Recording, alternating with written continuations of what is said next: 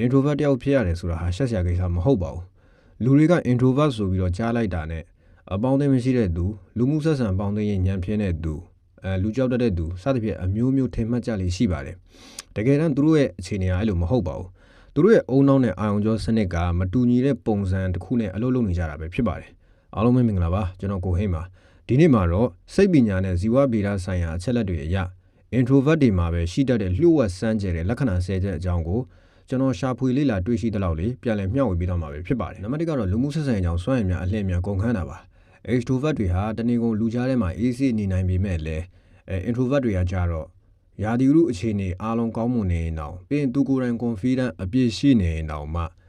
လူကြားထဲမှာလူမှုပေါင်းသင်းဆက်ဆံရေး2နာရီ3နာရီလောက်လုပ်ပြီးသွားပြီဆိုတာနဲ့သူတို့ရဲ့ energy တွေကကုန်ခန်းသွားပါပြီ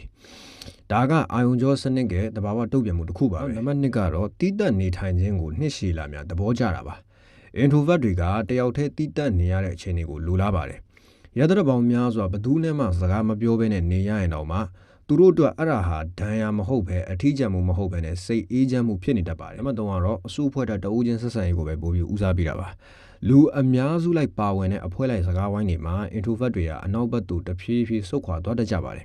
အကြောင်းကတော့တယောက်ချင်းစီတိတ်ဆိတ်စွာနက်နဲစွာဆွေးနွေးရတဲ့စကားဝိုင်းမျိုးကိုပဲပုံမနှစ်သက်လို့ပါဆိုလိုတာကဗျာဟိုလိုထိုင်ကုန်ရွှေ့ပြီးအနောက်ကိုဆုတ်သွားတာကိုပြောတာမဟုတ်ဘူးအားလုံးပြောသူနားထောင်သူဖြစ်နေရှိနေတဲ့ထိုင်ဝိုင်းပင်ဖြစ်လင့်ကစားမတိမတာလေးပေါ့ဗျာသူပြောနေရနေအပြောတွေလျှော့ပြီးတော့နားထောင်နေတဲ့ပုံစံနဲ့ i wine ထဲမှာသူ့ကိုသတိမထားမိတဲ့ပုံစံလေးမြို့ကွယ်သွားတာကိုပြောတာပါအမှတ်လေးကတော့အလုပ်ကိုတီးတန့်တယောက်တည်းလှုပ်ဆောင်လိုတာပါအစုအဖွဲ့လိုက်လုပ်ရတဲ့အလုပ်တွေမှာဗျာမရေရာတဲ့အကြံဉာဏ်တွေရဲ့ဂျားထဲမှာအချိန်ဖြုံးရတော့ introvert တွေဒီလုံးဝမနှစ်သက်ပါဘူးသူတို့ရဲ့အတွေးနဲ့သူတို့ရဲ့ feel နဲ့သူတို့တိတ်ဆိတ်လေးအာယုံစိုက်ပြီးလုပ်ရတာမျိုးကိုပဲသူတို့ဒီနှစ်သက်ပါတယ်နံပါတ်5ကတော့စိတ်လှုပ်ရှားမှုကိုအလွန်အမင်းထုံးမပြတတ်တာပါစိတ်ပညာသုတေသနတွေအရ introvert တွေကပျော်စရာတွေကြုံရတဲ့အခါမှာ extrovert တွေလိုမျိုးအပြင်ကိုအော်ဟစ်ထုတ်ဖော်ပြီးပျော်ပြလိမ့်မရှိပါဘူးဒါဟာစိတ်တကြနေတာမဟုတ်ဘဲနဲ့စိတ်ထဲမှာပဲအေးဆေးဆေးလေးနဲ့ပျော်ရွှင်တတ်တဲ့သူတို့ရဲ့သဘာဝစရိုက်ကြောင်ပဲဖြစ်ပါတယ်နံပါတ်6ကတော့ကိုယ့်ရဲ့အတွေးတွေကိုလွယ်လွယ်နဲ့ထုံးမပြတတ်တာပါ extrovert တွေနဲ့10မိနစ်လောက်စကားပြောလိုက်ရုံနဲ့သူတို့ရဲ့ဘဝအကြောင်းခင်ဗျအကုန်သိနိုင်ပေမဲ့လည်း introvert တွေကိုတော့နှစ်ပေါင်း20လောက်ပေါင်းသိမ်းခင်မြင်တော့မှသူတို့ရဲ့လှုပ်ဝက်ချက်တွေကိုလွယ်လွယ်နဲ့ရနိုင်မှာမဟုတ်ပါဘူးသူတို့ကစကားပုံမပြောဘဲနဲ့အတွေးတွေကိုကိုယ်ပိုင်သိသိထားတတ်ကြပါတယ်နံပါတ်9ကတော့ဆုံးဖြတ်ချက်တစ်ခုမတိုင်ခင်မှာတေချာစဉ်းစားဆုံးဖြတ်တာပါစိတ်လိုက်မှန်ပါလုပ်လို့မရှိဘဲနဲ့အကျိုးနဲ့အပြစ်ကိုတေချာတွက်ချက်ပြီးမှဆုံးဖြတ်တတ်ကြပါတယ်ဒါကအမှားနည်းစေပေမဲ့လည်းတစ်ခါတရံမှာတော့တွေးတောလွန်ကဲမှုဆိုတဲ့ overthinking ကိုဖြစ်ပေါ်စေပါတယ်နံပါတ်10ကတော့အာရုံကြောစနစ်အလွယ်တကူလှုံ့ဆော်ခံရတာပါစိတ်ပညာအရ introvert တွေရဲ့ဗဟိုအာရုံကြောစနစ် central nervous system ကြီးတစ်ခုလုံးကဒီကျွန်တော်တို့လက်တွေ့ပြင်ပကစူညံတန်နေနဲ့အလင်းရောင်တွေပေါ်မှာပို့ပြီးတော့ထိလွယ်ရှလွယ်ရှိပါတယ်အဲဒါကြောင့်အပြင်ကဘာရဲ့ရှုပ်ထွေးမှုတွေကနေပြီးရုံထွက်ဖို့အတွက်သူတို့ကများသောအားဖြင့်အိမ်မှာပဲအေးဆေးဆေးနေကြတာဖြစ်ပါတယ်နံပါတ်9ကတော့အာယုံစိုက်ခံရမှုကိုရှောင်လွှဲလိုတာပါ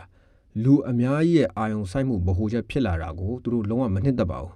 ပရိပခါတွေအာယုံနောက်ဆရာတွေခေါင်းစားစရာကိစ္စတွေစိတ်ရှုပ်စရာတွေကိုရှော့ချပြီးတော့သူတို့ဖီနဲ့သူတို့ငြိမ်သက်စွာနေထိုင်ရတာကိုပဲမျက်နှိုးကြပါတယ်နံပါတ်10ကအရာရာကိုတန်တရားနဲ့ကြည့်ရှုသုံးသပ်တတ်တာပါ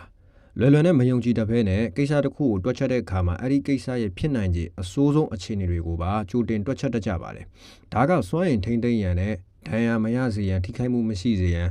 ဆုံးရှုံးမှုမရှိစေရန်ကာကွယ်ထားတဲ့တဘာဝစိတ်ဒဏ်ရာကာကွယ်ရေးစနစ်တစ်ခုကြောင့်ဖြစ်ပါတယ်ဟုတ်ကဲ့ပါကျွန်တော်တင်ပြလိုတဲ့အချက်10ချက်ကတော့ဒီလောက်ပါပဲ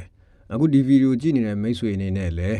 ဒီအချက်10ချက်ထဲကဘယ်အချက်နဲ့ကိုက်ညီနေလဲဆိုတာကိုပြောပြခဲ့လို့ရပါတယ်အဆုံးထိကြည့်ပေးတဲ့သူတယောက်ချင်းစီတိုင်းကိုလည်းကျေးဇူးအများကြီးတင်ပါတယ်ခင်ဗျာ